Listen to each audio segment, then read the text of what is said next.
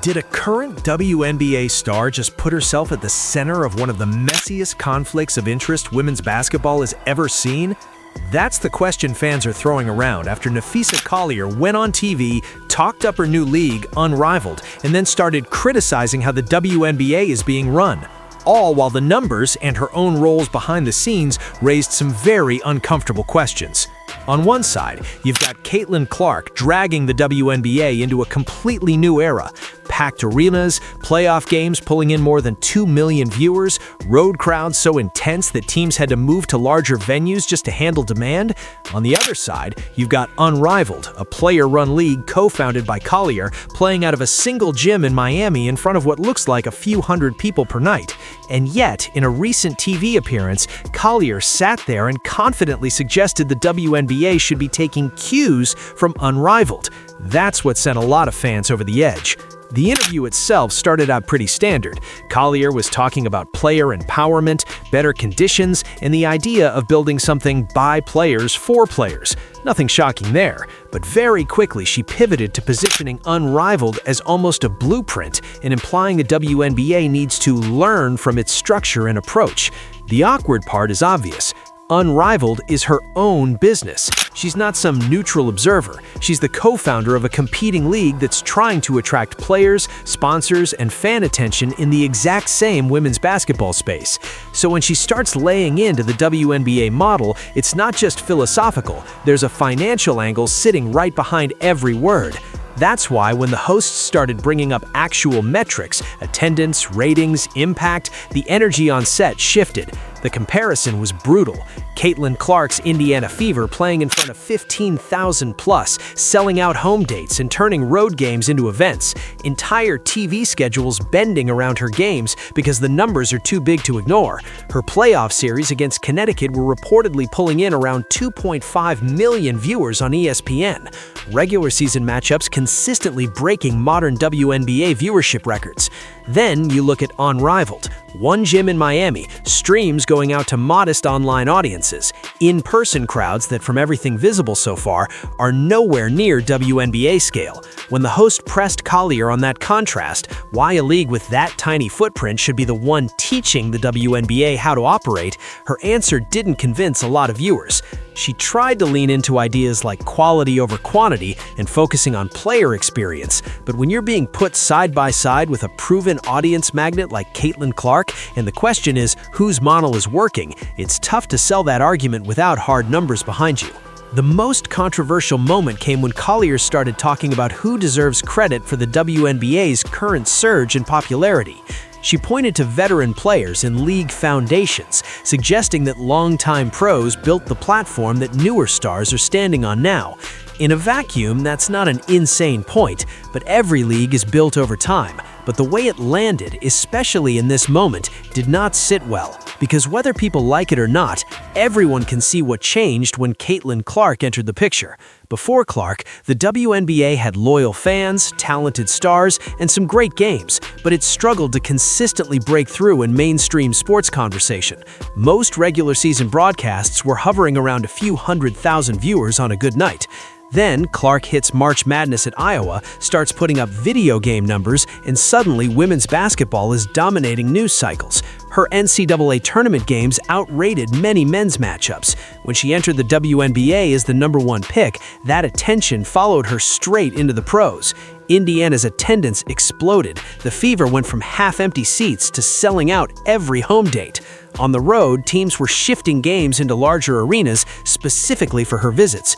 Networks were rearranging programming to air Indiana games. Social media feeds were flooded with her highlights, kids wearing her jersey, and first-time WNBA ticket buyers posting about their experience. So when Collier downplayed that and leaned more heavily on veterans built this, the host and a lot of fans pushed back mentally, if not directly. To many people, it sounded disconnected from the reality they were actually seeing. The bigger issue, though, isn't just what she said on one show. It's everything wrapped around it. Collier isn't just a player, she's also the vice president of the WNBA Players Association, which means when she sits down at the bargaining table to negotiate the new collective bargaining agreement, she's supposed to be representing the interests of every WNBA player. At the same time, she's co-running Unrivaled, which competes directly for talent, sponsorship money, and fan attention. That's where the conflict of interest conversation is blown up. Critics are asking, how can someone be deeply involved in labor talks that could make or break the financial health of the WNBA while also steering a separate league that naturally looks stronger if the WNBA looks weaker? One of the flashpoints has been salary discussions. Collier and union leadership have reportedly been pressing hard for massive increases in the salary cap. Figures thrown around publicly include multi-million-dollar jumps that owners and league officials argue are not sustainable with current revenues. The WNBA has already extended the CBA deadline multiple times, signaling just how far apart the two sides are. From the union's perspective, they're fighting for what they believe players deserve, especially now that stars like Caitlin Clark are clearly driving serious money and attention. From the league office's side, they're warning that pushing too far, too fast could destabilize franchises, scare away investors, and put the entire structure at risk. That's normal labor tension. What's not normal is having one of the key negotiators also building an alternative product. Here's where some fans and commentators are going even further with their concerns. They argue that if the WNBA were to wind up in a lockout situation, something that has been openly mentioned as a worst-case scenario if negotiations completely fall apart, Unrivaled suddenly looks like the only major women's pro option in the US. No WNBA games, no paychecks from that league, no Fever, no Aces, no Liberty on TV. But Unrivaled, still running, still streaming, still signing players who want to keep earning and hooping. Critics of Collier's dual role say that's exactly why this setup feels wrong to them. Even if her intentions are good, the incentives are muddy. A prolonged standoff or even a lost season in 2026 would be catastrophic for everything Caitlin Clark has helped build. The new fans, the momentum, the perception shift. But it could, in theory, give Unrivaled a huge boost simply by removing the WNBA from the picture for a while. That's where the accusations of sabotage and self-interest start flying online. To be clear, that's fans talking, not proven fact, but the anger is real. And it's not just on social media. WNBA Commissioner Cathy Engelbert has publicly disputed some of Collier's characterizations of their private conversations, essentially saying the union's leadership hasn't always been accurate about what's happening behind closed doors. On the other side, union reps have questioned Engelbert's leadership and commitment to player welfare. Press conferences have turned into back-and-forth sniping sessions. Each side claims the other is misrepresenting reality. Media outlets are grabbing every quotable line and turning it into fresh headlines, and players like Sophie Cunningham are stuck in the middle, wanting better conditions but also wanting to protect a league that's finally, after decades, starting to break through. All of this is happening at the exact same time that Caitlin Clark is bringing in millions of new eyeballs. People who had never watched a WNBA game are tuning in. Parents are buying their first women's basketball tickets. Kids are picking Fever jerseys off the rack before anything else. There is finally a real window for the league to scale up in a way it's always dreamed about. And that's what has so many longtime supporters furious. They look at the timing and see Napheesa Collier going on national platforms, talking about what the WNBA is doing wrong, presenting her own league as a more player-friendly alternative, and escalating labor tension to the brink of a potential lockout, right at the moment the league should be riding the wave of Caitlin Clark-driven growth. From their perspective, instead of everyone rowing in the same direction to cement this new audience, one of the highest-profile leaders in the union is pulling attention and credibility away from the WNBA and toward a competing product that so far has a fraction of the reach.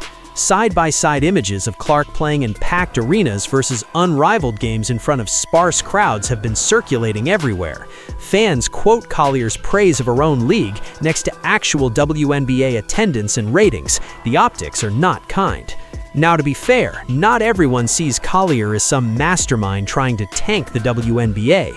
Some people believe she's genuinely trying to force the league to modernize faster, pay players better, and give them more control, and that Unrivaled is part of that pressure strategy.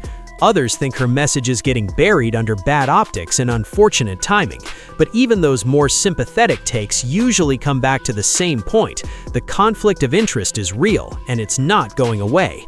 If the current CBA standoff escalates into a work stoppage, it won't just hurt ownership or executives, it will hit players, fans, and especially the millions of new people who just discovered women's basketball through Caitlin Clark. Momentum is fragile. A season lost to labor war could send casual viewers right back to other sports and shows, and there's no guarantee they come back when the dust settles. Unrivaled might gain in the short term from being the only show in town, but if the broader ecosystem around women's basketball takes a hit, everybody loses something. So where does that leave us?